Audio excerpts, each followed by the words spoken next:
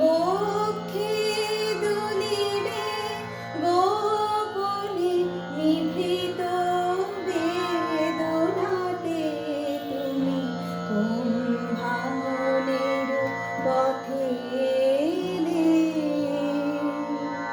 সুপ্ত রাতে আমার ভাঙল যাতা, ধন্য হলো চরণ পাতে তুমি কোন ভাঙনের পথে এলে। সুপ্ত